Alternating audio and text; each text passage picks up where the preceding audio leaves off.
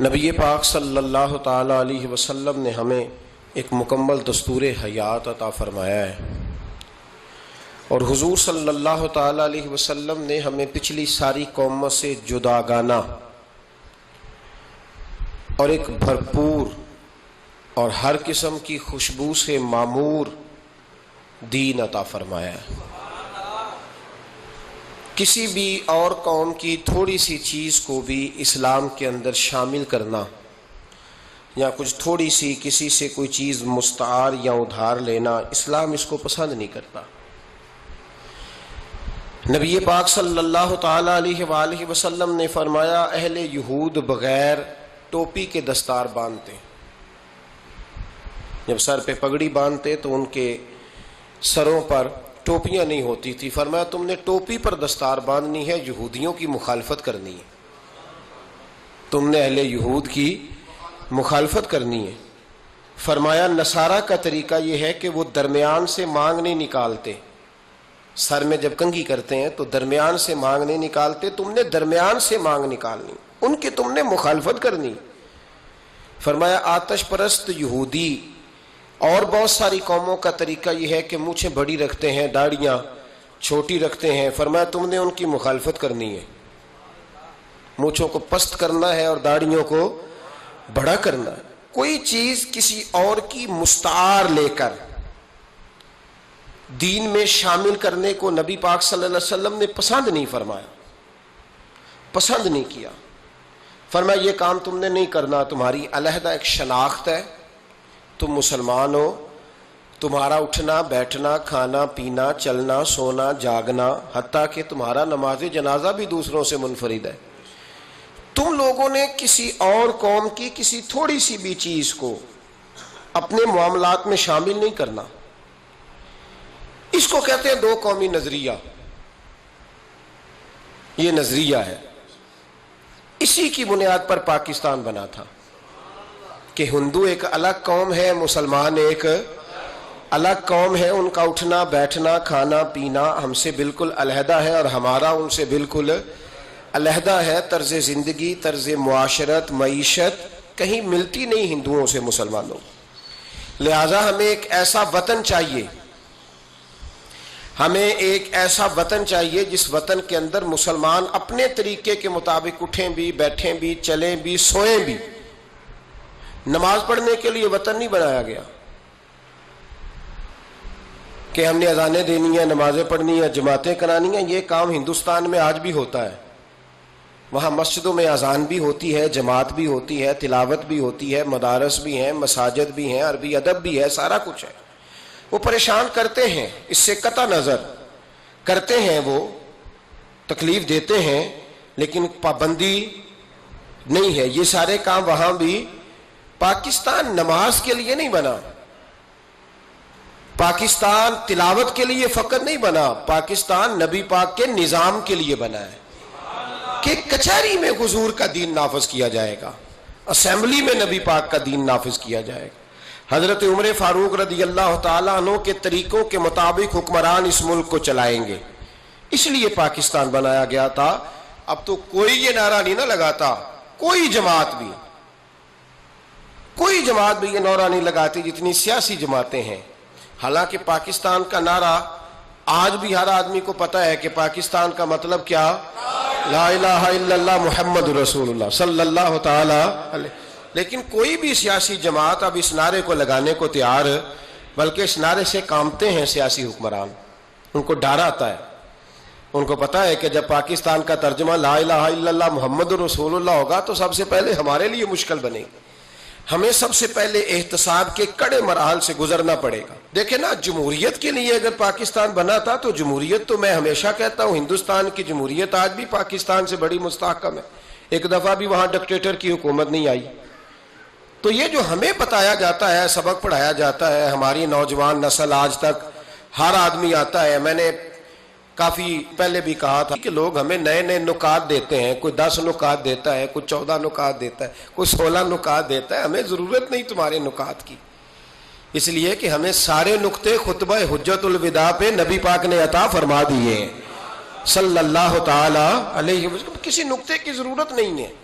ہم حاجت نہیں محسوس کرتے. جب کوئی پارٹی منشور دیتی ہے، دستور دیتی ہے، تو میں تو حیران ہوتا ہوں کہ کیا کر رہے ہیں یہ لوگ. ہمیں ضرورت نہیں کسی منشور دستور کی.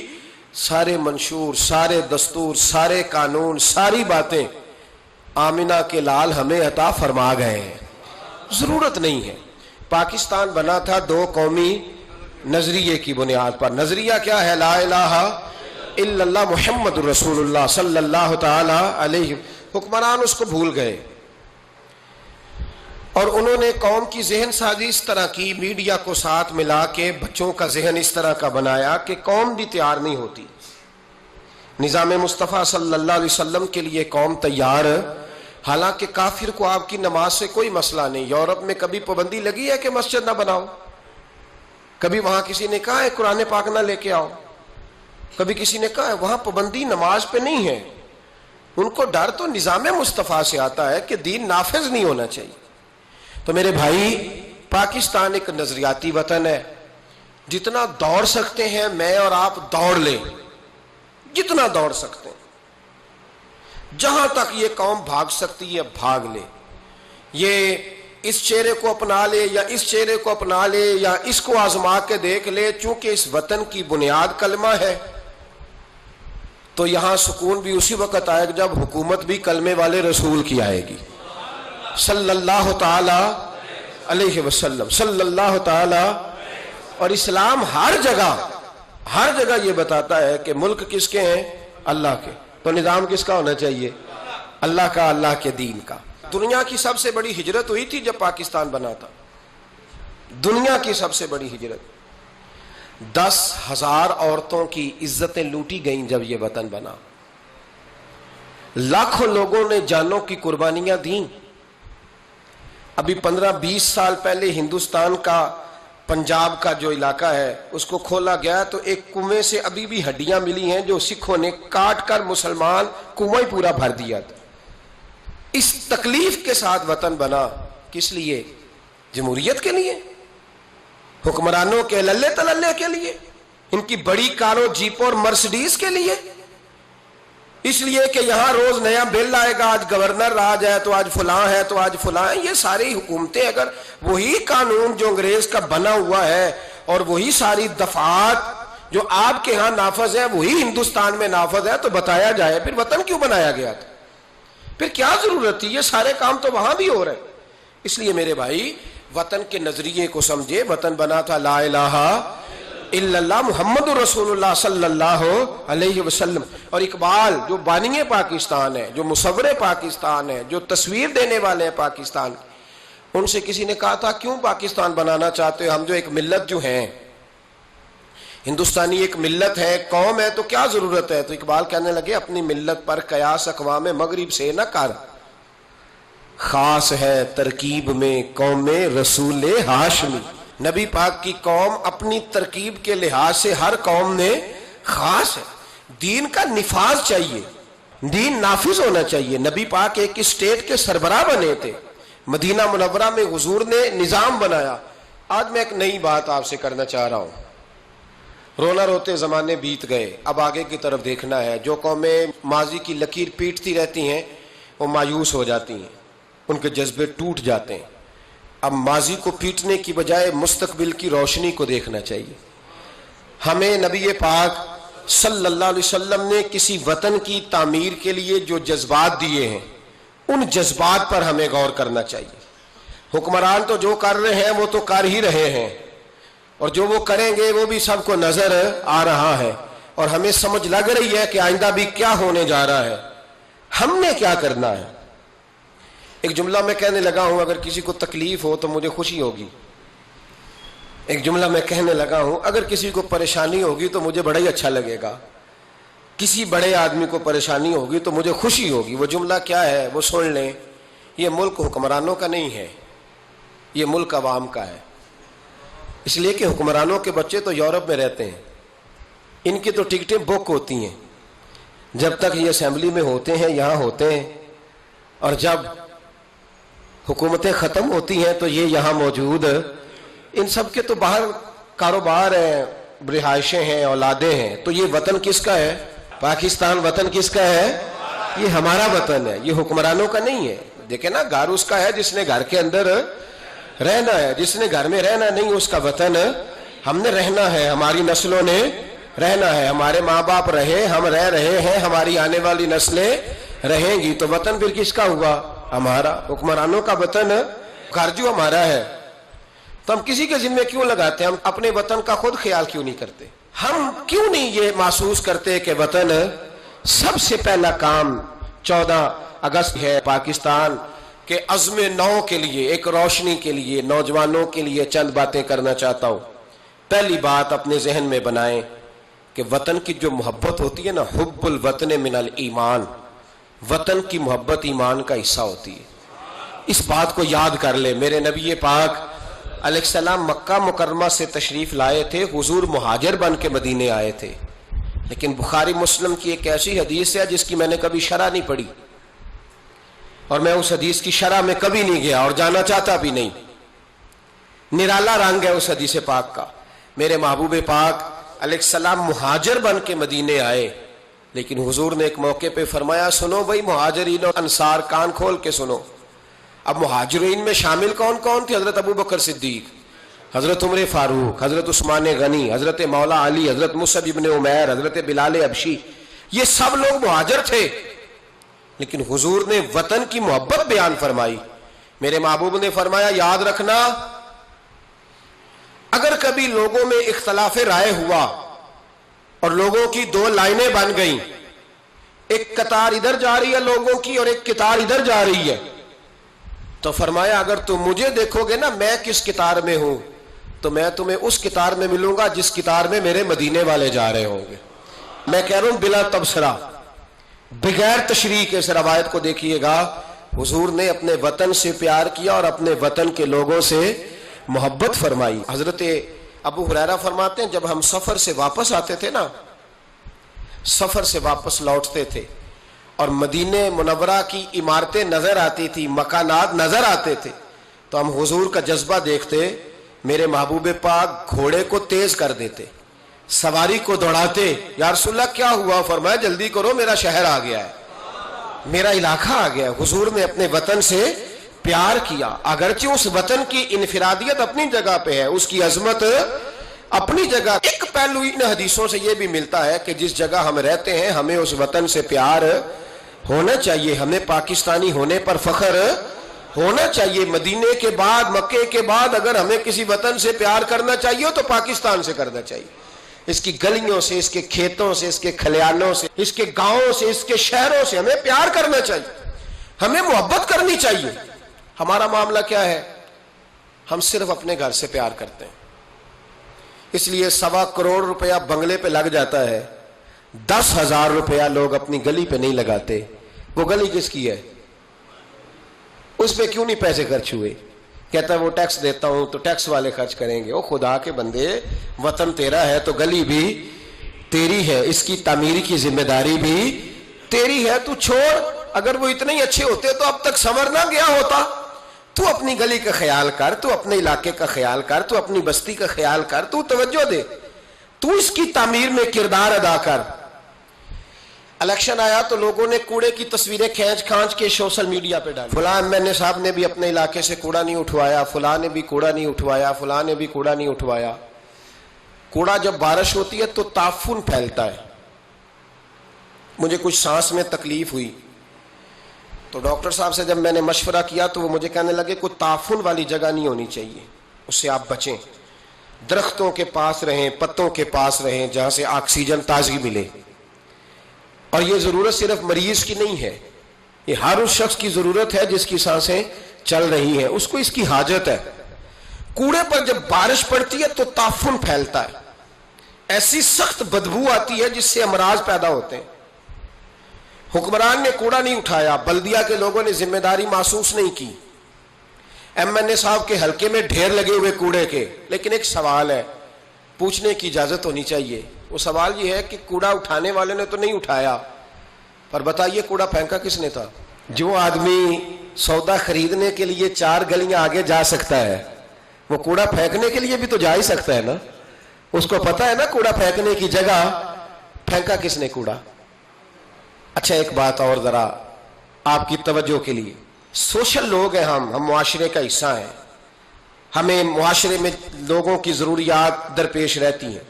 سوشل لائف میں اگر آپ تھوڑا سا آگے بڑھے نا، آپ کے گھر میں جو بیٹی کا رشتہ دیکھنے آتا ہے نا، وہ جن چیزوں پر کمنٹس کرتا ہے نا، ان میں ایک چیز یہ بھی ہوتی ہے، وہ لوگ کہتے ہیں بھائی آپ کا گھر بھی اچھا ہے، آپ لوگ بھی اچھے ہیں، لیکن جس علاقے میں آپ رہ رہے ہیں نا، وہ علاقہ صاف ستھرا نہیں ہے، وہ علاقہ اچھا نہیں ہے، وہ اس چوک میں بھی کوڑا پڑا ہے، پچھلے چوک میں بھی کوڑا پڑا ہے۔ تو یہ جو گلیوں میں کوڑا پڑا ہوتا ہے نا، یہ اس مقامی لوگوں کی تہذیب کی عکاسی کرتا ہے۔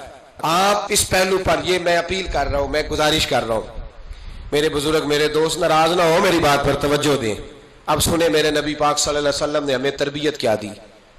حضور علیہ السلام فرماتے ہیں، امام رازی نے تفسیر کبیر میں حدیث لکھی ہے، محبوب فرماتے ہیں قیامت کے دن اللہ تبارک و تعالی ایک گناہ گار کے بارے میں جنت کا فیصلہ فرما دے گا۔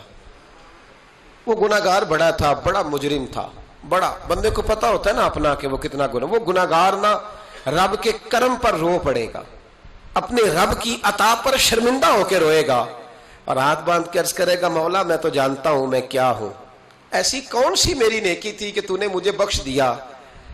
وہ خود شرمندہ ہو کے تڑپ کے بولتا ہے، تڑپ کے، میری اجرت میری محنت سے زیادہ کیوں ہے، میرے محسن تیرے احسان سے ڈر لگتا ہے۔ تو وہ خود بول پڑا، کہنے لگا مولا مہربانی فرما مجھے بتا یہ میرے اوپر کرم کیسے ہوا، میں تو اس قابل نہیں تھا۔ تو میرے محبوب پاک علیہ السلام فرمانے لگے، رب کریم اس سے فرمائے گا ایک دن رات کو نہ تو اپنی گلی سے گزر رہا تھا، دیکھنے والا کوئی نہیں تھا جو تیری تصویر کھینچ کے سوشل میڈیا پہ ڈالتا، کوئی اخباری نمائندہ نہیں تھا جو فٹافٹ اخبار میں خبر دیتا، کوئی لوگ نعرے لگا، تو اکیلا تھا، رات بھی تھی اندھیرا بھی تھا، گلی سے گزرتے ہوئے تیرے پیر سے کروڑا ٹکرایا تھا، رات تھی کوئی دیکھنے والا نہیں، تعریف کرنے والا نہیں، تو نے وہ روڑا اٹھا کے پھینک دیا تھا، کیوں پھینکا تھا؟ تو نیکی چونکہ اس کی نظر میں معمولی تھی تو وہ بھول چکا تھا، کہے گا یا اللہ وہ والا روڑا، وہ ایک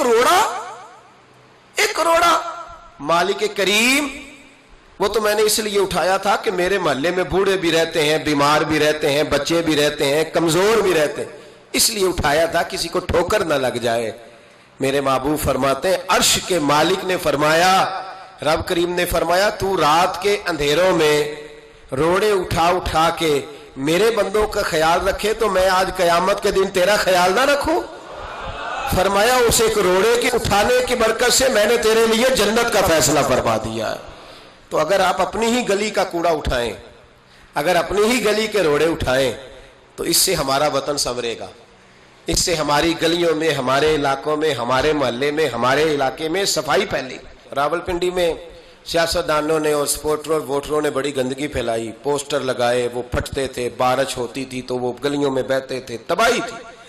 تو اخبار پہ سارا وہ ان بچوں کا وہ طریقہ آیا، انہوں نے کیا کیا کہ 15-20 بچوں نے مل کے پروگرام بنایا کہ گانے ڈالنے والے تو ڈال کے چلے گئے، میں نے شروع میں کہا ان کا تو وطن ہی نہیں، تو انہوں نے کہا کہ محلہ تو ہمارا ہے نا، اس گلی سے گزرنا تو ہم نے، تو ہم کیوں امید رکھتے ہیں کہ وہ جیتنے والا آئے گا یا ہارنے والا آئے گا اور وہی اٹھائے گا، گلی ہماری، محلہ۔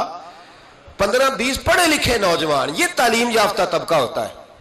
تعلیم یافتہ طبقہ وہ نہیں ہوتا کہ لمبے بال رکھ کے تو گلی کے کونے پہ کھڑے ہو کے کہے یہ سارا محلہ جاہلوں کا ہے، دیکھو روڑی لگائی، یہ تعلیم نہیں، یہ جہالت ہے۔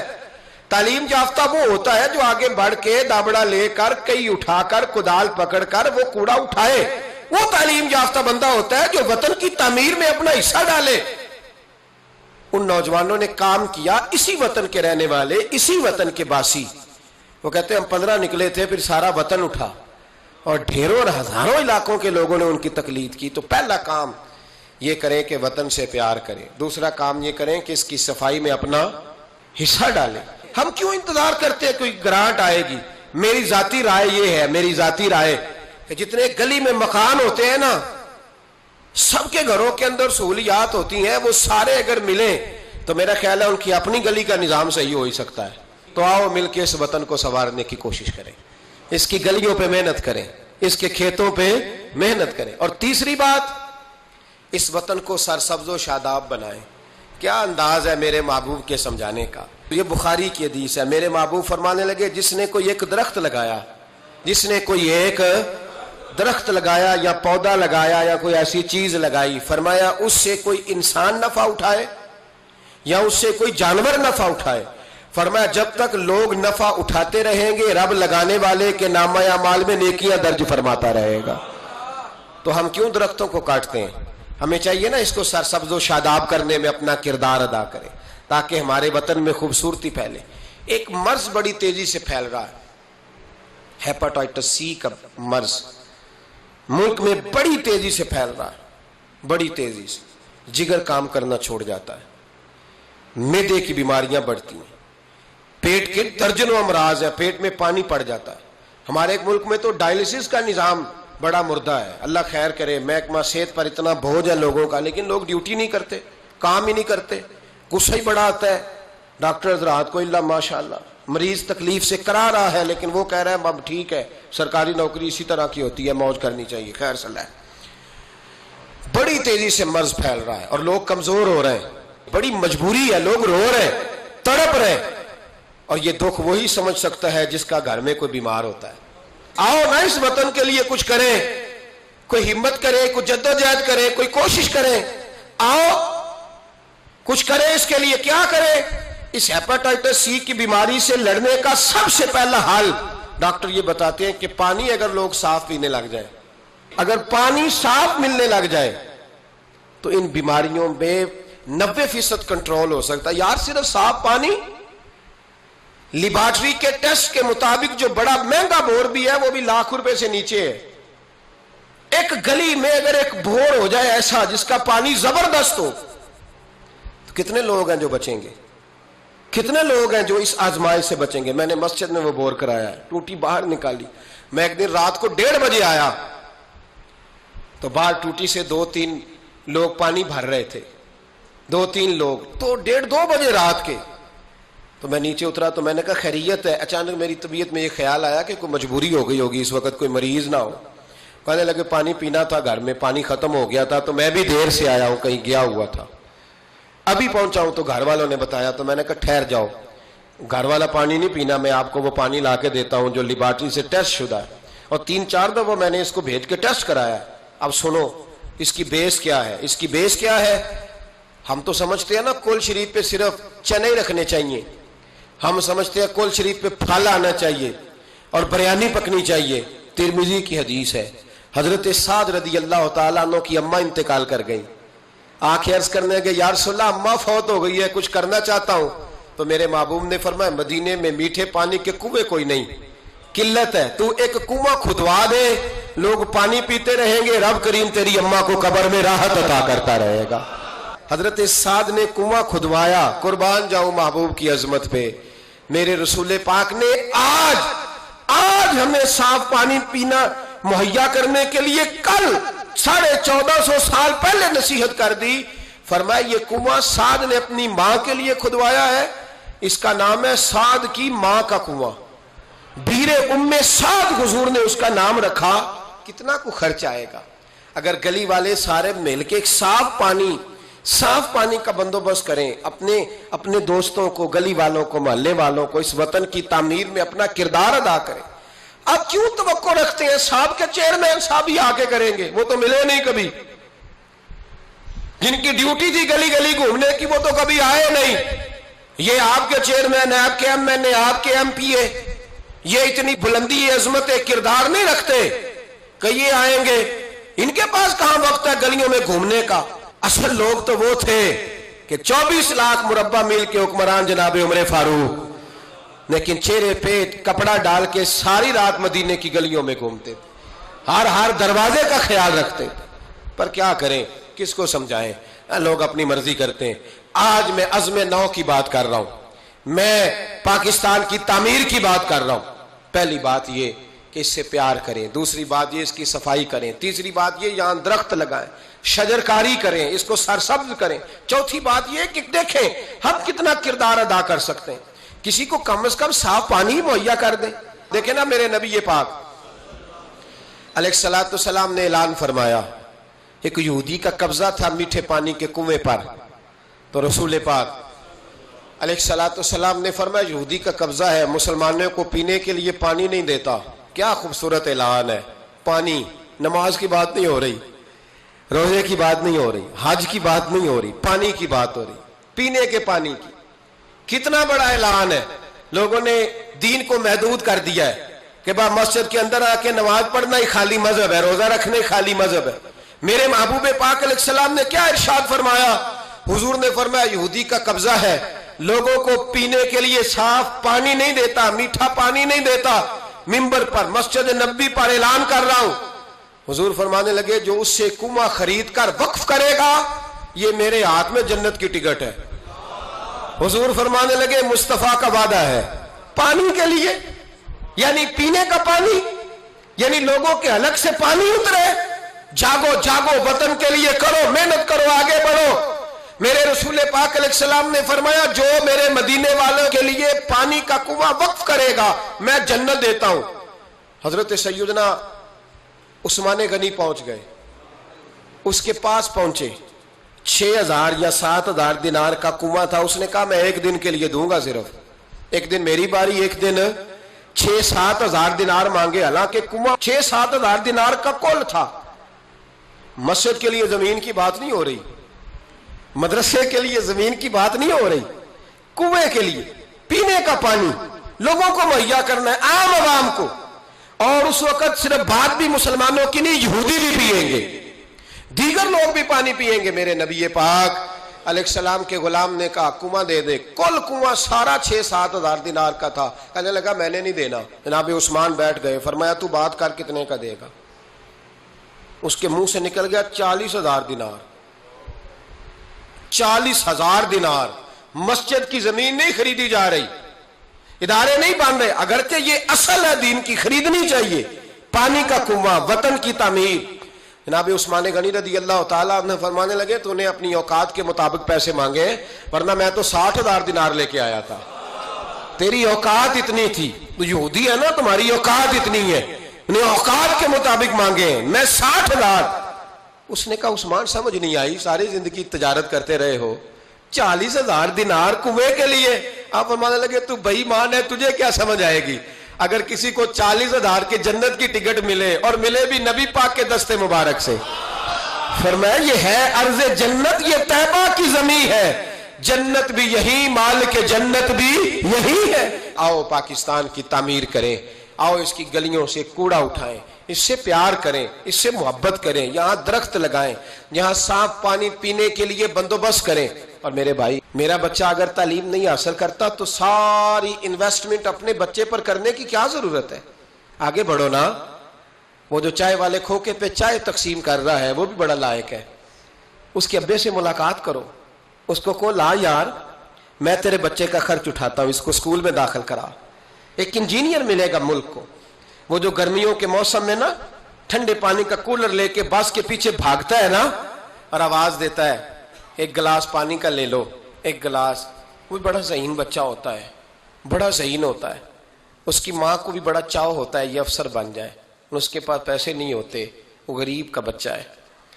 اس کو بلاؤ نا، اس کو کہو بیٹے آ۔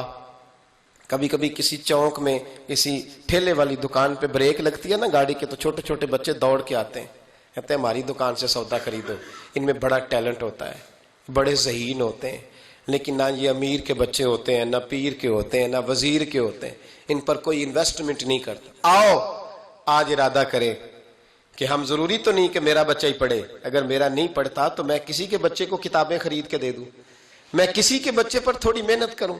آؤ میں تمہیں پھر لے چلوں مدینے کی گلی میں، میرے مصطفیٰ کریم صلی اللہ تعالی۔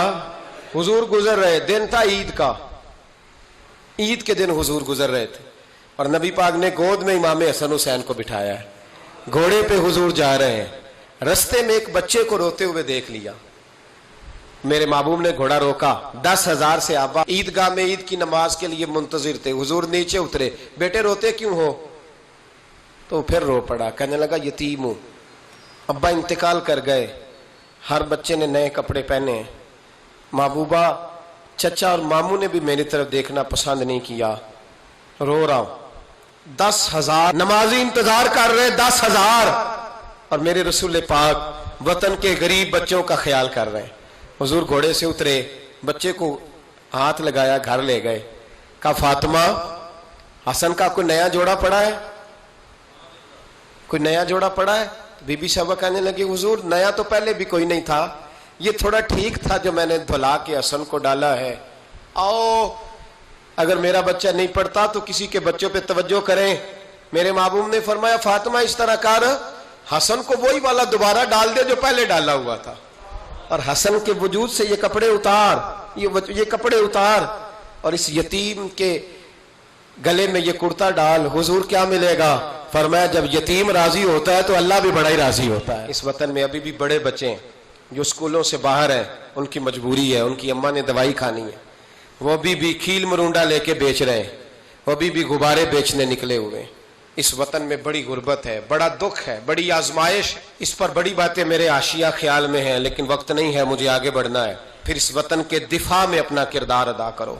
एक मौलवी साहब बेचारे सीट नहीं जीत सके तो उन्होंने कहा हम 14 अगस्त ही नहीं मनाएंगे। ये वो बेईमानों का ग्रुप है जिन्होंने कहा था कि शुक्र है हम पाकिस्तान बनने के गुनाह में शरीक नहीं हुए। किस तरह ये लोग पार्लियामेंट में जाते हैं, किस तरह हमारे नुमाइंदे बन गए। ये वो लोग हैं जिन्होंने कहा था शुक्र है हम पाकिस्तान बनने के गुनाह में शरीक है, और ख्वाजा कमरुद्दीन सियालवी को खत लिखा था कायदे आजम ने, अमीर मिल्लत पीर जमात अली शाह साहब को खत लिखा था कायदे आजम ने कि अगर अहले सुन्नत के पीर मदद ना करते तो पाकिस्तान बन ही नहीं सकता था। अभी भी तुम्हें होश नहीं आई, अभी भी तुम्हें नहीं पता कि पाकिस्तान के दोस्त कौन है और दुश्मन है। 14 अगस्त नहीं मनाएंगे, तुम इस काबिल ही नहीं हो कि तुम मना सको। तुम्हारे तो यराने अभी भी बाहर है, इनका ये वतन नहीं है। ये कहते हैं अगर इस वतन में हमें कुर्सियां दोगे तो हम वतन के दोस्त हैं, वरना हम वतन के दोस्त। अल्लाह की इज्जत की कसम, हमारे मशाइख ने कभी कुर्सी नहीं मांगी, लेकिन इस वतन में जितना किरदार अहले सुन्नत के बुजुर्गों ने अदा किया है कोई दूसरा कर ही नहीं सकता। वो कहते 14 अगस्त नहीं मनाएंगे, तू मना भी नहीं सकता और तुझे मनानी चाहिए भी, इसलिए कि तुम्हारा इस वतन से कोई ताल्लुक ये अमीर मिल्लत पीर जमात अली शाह साहब का वतन है, ये मुहद्दिस आज़म पाकिस्तान मौलाना सरदार अहमद का वतन है, ये ख्वाजा कमरुद्दीन सियालवी का वतन है। तुम्हारा वतन है, तुम वहीं चले जाओ जहां से तुम आए हो, वहीं तुम अच्छे लगते हो। तो मेरे भाई वतन की दिफा, वतन की हिफाजत, नौजवान जरूर इस बात पर तवज्जो करें। हजरत अनस बिन मालिक रदी अल्लाह तआला अन्हु फरमाते हैं मदीने के कोने से ना अचानक रात को जोर जोर से चिल्लाने की आवाज आने लगी। जब रात को कोई ऐसा धमाका होता है ना तो लोग एक दूसरे को जगाते, कहते लोगों ने एक दूसरे को जगाया। अब नौजवान इकट्ठे हो गए, बुजुर्ग भी, के वहां से शोर की आवाज आती है, कुछ चीख रहा, नेज़े, तलवारें और बर्छियां, हर चीज लोग संभाल के असला तैयार करके प्रोग्राम बनाने लगे कि नौजवान आगे जाके देखते, बुजुर्ग पीछे रहते हैं, देखते हैं वहां क्या है, मदीने की हिफाजत करते हैं, कौन आ गया, क्या मसला है। कहते हैं हम अभी प्रोग्राम बना ही रहे थे, आगे बढ़ने ही लगे थे कि हमने देखा, अचानक हमारी नजरें उठी, हम हैरान हो गए कि जिस तरफ हम जाना चाह रहे थे नबी पाक उधर से होके वापस आ रहे हैं और अकेले नबी पाक, हाथ में नेजा है। हम अभी जाना चाह रहे थे और हुजूर होके वापस आ रहे, और हुजूर फरमाने लगे चुप करके सो जाओ, कुछ भी नहीं, जानवर लड़ पड़े थे आपस में, मैं देख आया हूं, कुछ भी नहीं है। हजरत अनस बिन मालिक फरमाते हम गौर से हुजूर का चेहरा देखने लगे और फिर हमें समझ आई कि मुस्तफ़ा को इस वतन की हिफाजत का कितना ख्याल है। हुजूर ने हमें सिखाया है कि जब वतन पर आफत आए तो सोचना नहीं है, गौर नहीं करना, सबसे पहले आगे बढ़ना है, आगे बढ़ना है, आगे बढ़ के वतन के दिफा के लिए अपना पेश करना है। पाकिस्तान से प्यार करें, पाकिस्तान का कूड़ा उठाएं, पाकिस्तान की मिट्टी से प्यार करें, पाकिस्तान में दरख्त लगाएं, पाकिस्तान में गरीबों की मदद करें। जो बच्चा मोहल्ले का गरीब स्कूल नहीं जाता, मोहल्लेदार मिल के हिफाजत करें उस बच्चे की, उस बच्चे को स्कूल में दाखिल कराएं, बच्चों के अच्छे मुस्तकबिल के लिए जद्दोजहद करें, साफ पीने का पानी मुहैया करें। हमारा वतन है, हमें इसको आगे लेके चलना है। 14 अगस्त पे ये पैगाम है, ये मैसेज है कि थोड़ा थोड़ा करके इस वतन की तामीर में अपना किरदार अदा करें, इसकी गलियों को सजाएं संवारें, कभी सड़क पर रैपर ना फेंकें, कभी शापर ना गिराएं, कभी किसी गंदगी से इस वतन को आलूदा ना करें।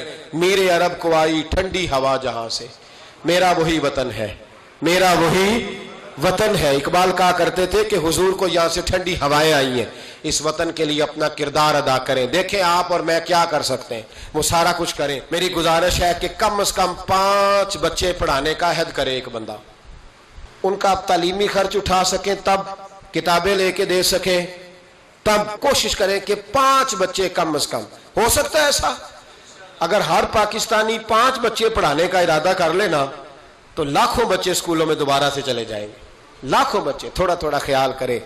और अगर कोई वो काम करे जो इमाम आजम करते थे, गरीब के बच्चे को ले आते थे और फरमाते थे मैं तेरे घर का खर्चा दूंगा, तू तालीम हासिल कर, इसी को वज़ाइफ कहा जाता है। ये काम करें। मेरी दुआ है ये वतन क़यामत की सुबह तक कायम रहे और इस वतन से रोशनियां फूटती रहे। ये उम्मत मुस्लिमा की क़यादत करे। आखिर दावा या अनिल हम्दुलिल्लाहि रब्बिल आलमीन।